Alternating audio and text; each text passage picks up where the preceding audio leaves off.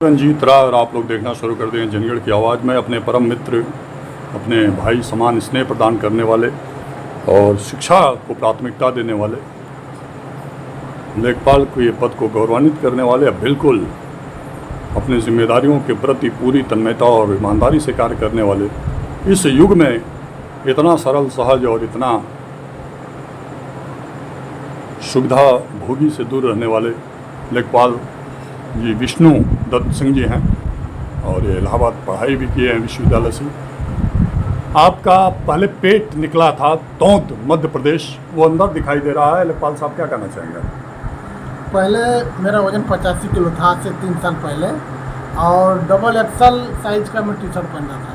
फिर मैंने उसको कम किया, एक्सल साइज में टी शर्ट आ गया और आज मैं यल साइज का टी शर्ट लेता हूँ। अच्छा, आज आप यल साइज का? L size one double XL two double XL. ये पंखा आपका कैसे बंद होगा? उसकी वजह हाँ चलो। डबल एक्सल से एक्सल और एक्सल से यल साइज पे मैं आ गया हूँ। इसके लिए रजनीश राय सर ने मुझे एक सेंटर पर ले गए जी। और जब सेंटर पे ले गए तो सेंटर पे जैसे दिनचर्या थी कि आपको भोजन पे बहुत कम ध्यान देना है और शेक वगैरह पीना है। तो इसके पहले मैं 1 लीटर रोज दूध थोड़ा भाभी जी चलिए, वो कूलर बंद कराना चाहता था ताकि क्लियर आ जाए, बंद करके आ जाइए। बहुत अच्छा आप विचार अपना दे रहे हैं। आप विष्णु दत्त सिंह जी हैं और इनको फ़ोन करिए तो ओम नमः शिवाय कहते हैं। और इन्होंने घर में जो है मेरे आराध्य भगवान भोलेनाथ का दिव्य फोटो भी लगा रखा है, जिन्हें मैं चरण वंदन करता हूँ। इन्होंने मेरी सहायता किया, पंखा बंद कर दिया, जहाँ बैठेंगे वहाँ गर्मी होगी, और घर में जहाँ भाभी जी के कमरे में कूलर लगा था उसको भी, नहीं गेस्ट रूम में, उसको भी बंद कर दिया। तो मेरी बात मानते हैं। हाँ, तो क्या बता रहे थे कि आप रजनीश सर ने आपको प्रेरित किया और आप घीटी स्थित अपना वजन कम करिए। तो इसके पहले ब्रेकफास्ट, लंच और डिनर। ब्रेकफास्ट में मैं 4 रोटी खाता था, लंच में मैं 6 रोटी खाता था और डिनर में 8 रोटी। मैंने तीनों जगह 2-2 रोटी कम कर दिया। 4 की जगह ब्रेकफास्ट में 2 रोटी, डिनर की जो लंच की में 6 रोटी जो खाते थे उसको 4 रोटी, और डिनर में जो 8 रोटी खाता था वहाँ 6 रोटी। मैंने तीनों मीटिंग 2-2 रोटी मैंने कम कर दिया। और 1 लीटर दूध जो मैं पीता था सुबह शाम मिला के गाय का, उसको भी पीना बंद कर दिया। जैसे लोगों ने बताया कि ये दूध पीना आपके लिए फ़ायदेमंद नहीं है, ये केवल चर्बी बढ़ाएगा, आपका कोलेस्ट्रॉल बढ़ाएगा और क्या कहते हैं ये बीपी बढ़ाएगा। बीपी बढ़ाएगा, कोलेस्ट्रॉल, बीपी। एक बार आपके नाक से ब्लड आ गया था। हाँ, तो वही 3 साल पहले ब्लड आया था। तो आप सरकारी अस्पताल को जो है चूज किए कि मैं नहीं जिला अस्पताल में दिखाऊंगा मऊ के, जबकि आपका ब्लड रुक नहीं रहा था। आपकी धर्मपत्नी जी, आपका परिवार बहुत परेशान था। रात का समय था 2 बजे, आपने रात के 11 बजे मेरे नाक से ब्लड निकलना शुरू हुआ और तेजी से निकल रहा था। हाँ, और परिवार पूरा सोया था। उस समय मैं गांव में था। तो गांव कहाँ है आपका? गांव मेरा ये गाजीपुर जिले में मर्द क्षेत्र में पड़ता है, जुझारपुर गांव है। जुझारपुर? गांव का नाम जुझार, वहाँ के लोग जुझारू काफ़ी थे। अच्छा, किसी जमाने में, इसलिए नाम है जुझारपुर। इसलिए तो क्या घटनाएं हुई थी आपके साथ?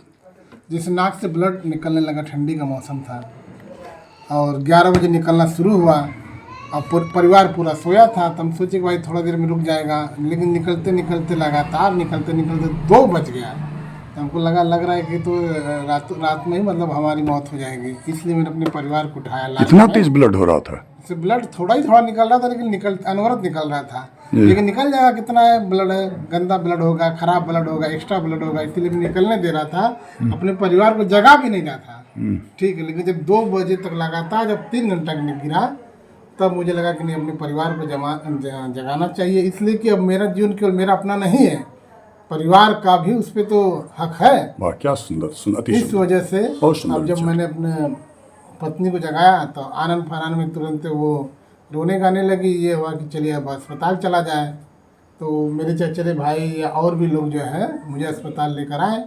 तब ये हो कि फातिमा अस्पताल चला जाए, मऊ का नंबर 1। लेकिन हमने कहा कि नहीं, मऊ का नहीं, हम जाएंगे सरकारी अस्पताल में जाएंगे, क्योंकि सरकार की सुविधाएं भी बहुत अच्छी अच्छी होती हैं, क्यों लोगों को लगता है कि सरकारी सुविधा बेकार है। और इस समय जो सरकार की जो कार्यप्रणाली है उसमें सारे सरकारी संस्थानों में अच्छी मैंने व्यवस्था अच्छी चल रही है, जिसमें जो हमारा मऊ सदर अस्पताल में रात के 2:30 बजे एडमिट हुआ और पूरा परिवार विरोध करता रहा कि नहीं नहीं आप सरकारी अस्पताल चलिए, इसलिए क्योंकि मैं एक सरकारी एम्प्लॉय होने के नाते मुझे मेडिक्लेम का जितना भी खर्च होगा बाद में वो पैसा वापस मिल जाता है। जैसे जो हमारे पास बिल वगैरह वाउचर रहते हैं उसको जमा करके फिर वेरीफाई करा के वो पैसा अंततः मिल जाता है।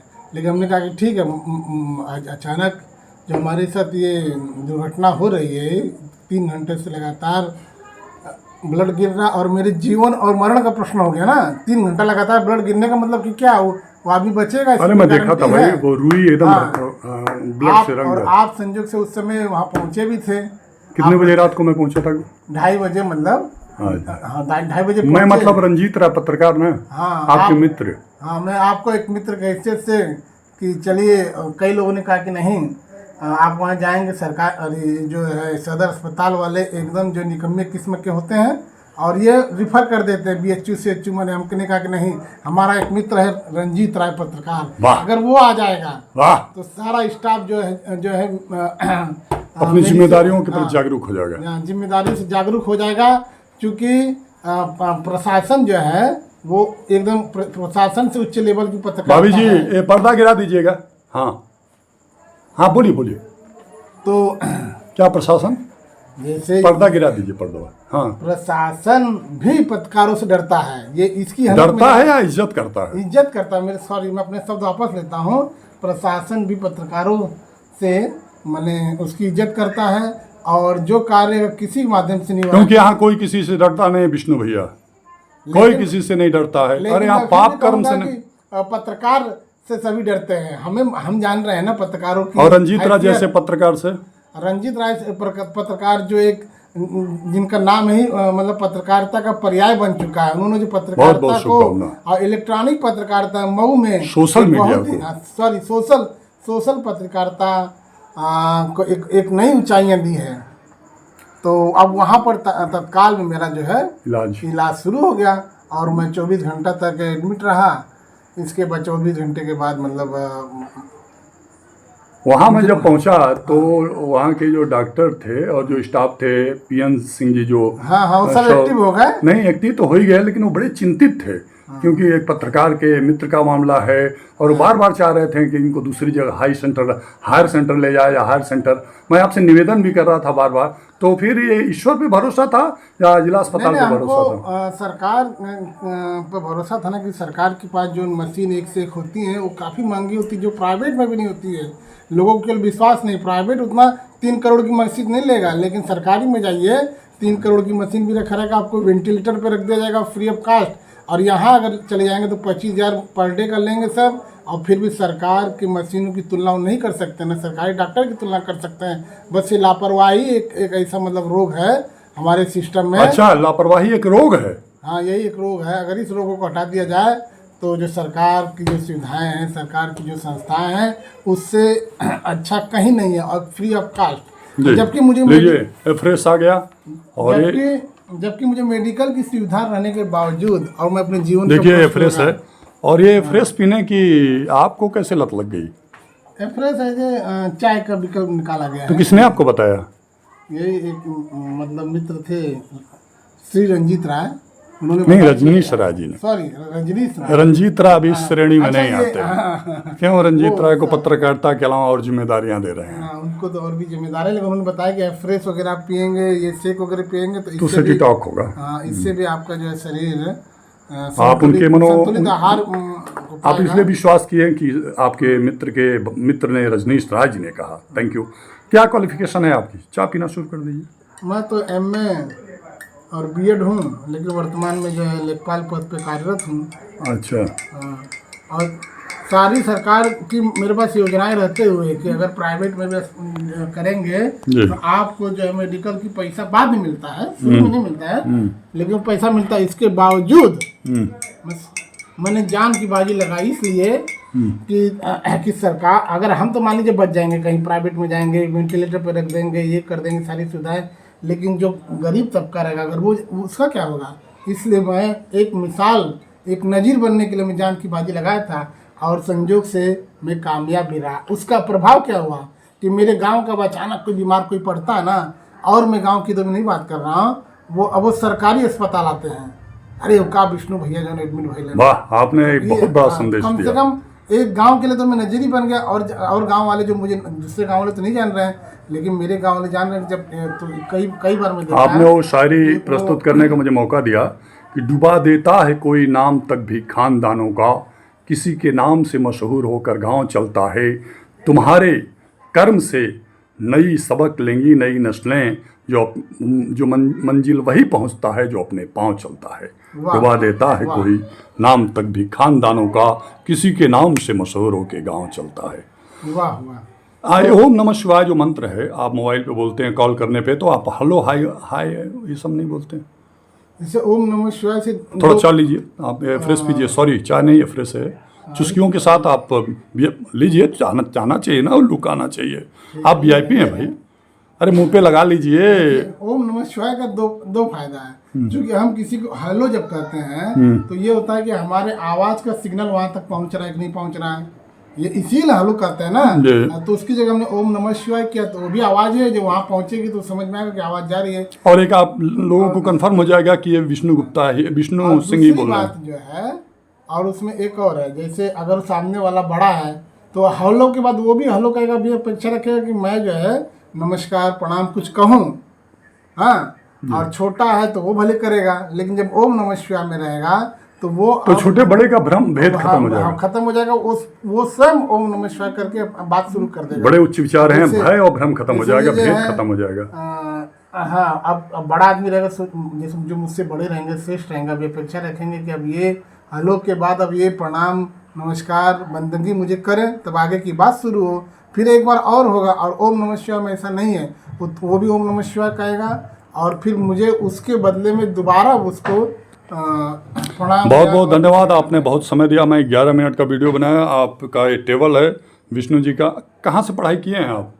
मैं पढ़ाई तो सर इलाहाबाद से किया हूँ, विश्वविद्यालय से। हाँ, और वहाँ तैयारी भी मैं किया, और 15 साल तक तैयारी करने के बाद। इलाहाबाद 15 साल तक तैयारी किया आपने? 15 साल IAS PCS के चक्कर में लगा रहा, और PCS का इंटरव्यू तो नहीं दे पाए, लेकिन लोअर का दिए, फिर लखनऊ कमीशन का दिए, कई ठे दिए।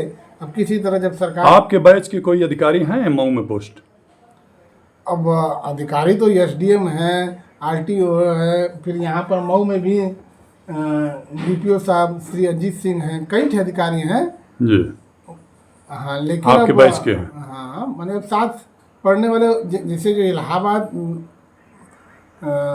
में जितने लोग पढ़े हैं वो कई अच्छे ऊंचे पद पे गए। अगर ढूंढा जाए, नहीं इलाहाबाद पढ़ने वाले ऊंचे पद पे जाते ही हैं, वो विद्या का मंदिर है। ये कह रहा था, जिले में एक न एक परिचित है, ऐसा नहीं है। हाँ। लेकिन फिर भी आपके परिवार में कोई ऊंचे पदों पे है, शैक्षिक पदों पे? जैसे मेरे परिवार में 89 बैच में चाचा जी मेरे श्री महात्म सिंह PCS हुए थे सेल टैक्स में, और फिर धीरे धीरे वो कमिश्नर रैंक पर रहे। अच्छा, कमिश्नर से रिटायर हुए? अब वही इसी पिछले माह रिटायर हुए हैं जी जी, इस साल 2000। आपके बेटे का? यदि आप भी अपना निःशुल्क लिवर जांच करवाना चाहते हैं तो प्रकाश हॉस्पिटल एंड ट्रामा सेंटर लेके आया है निःशुल्क फाइब्रो स्कैन मशीन द्वारा लिवर की जांच, जो हर महीने के दूसरे तथा चौथे रविवार को की जाएगी। अधिक जानकारी के लिए दिए गए नंबर पर कॉल करें।